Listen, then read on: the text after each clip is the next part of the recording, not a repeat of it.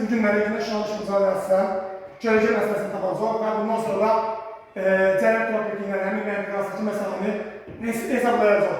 Deməli, 22 iyun tarixində Şimal yarımkəsində məntəqədən hərəkətə başlayan səyyah 0 dərəcə azınlıqla, yəni şimala doğru gedir. Nə qədər edir? 4400 km. Hərəkət etdikdən sonra elə bir məntəqəyə çatıb ki, bu məntəqədə gölgə uzunluğu dirəyin uzunluğuna bərabərdir.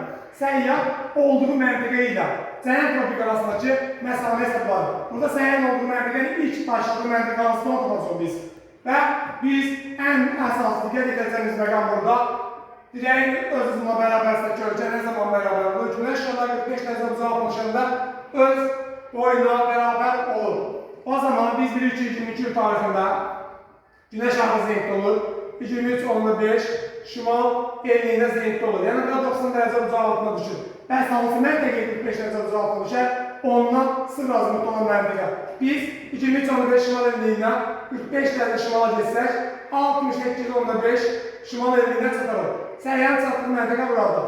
Və səyyah nə qədər məsələ yol getmişdir? Səyyah gedib 4400 km.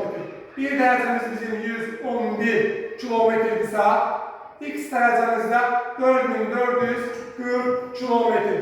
X tapı buradan 40 dərəcədir. Deməli, səyyah əvvəlcə başladığı məntəqədən 40 dərəcə şimala getmişdir. O zaman biz 68 şimal enliyindən 40 dərəcə cəmə gəlsək, biz gəlib çıxarıq 28:5 şimal enliyinə. 28:5 şimal enliyinə cənub tropik arasındakı məsələ tapanda biz müxtəlif yarımçıq yerləşir bu məntəqələr və bunlar arasında məsafəni hesablayırıq. 28:15-dən 23:5-i toplayırıq. 28:5 isə gəlir 23:5 edir buradan deməli 52 dərəcə.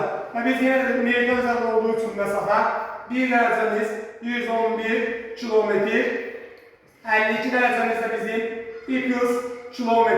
X buradan tapsaq 52-ni 111-ə vuranda 5772 km edir. 5772 km.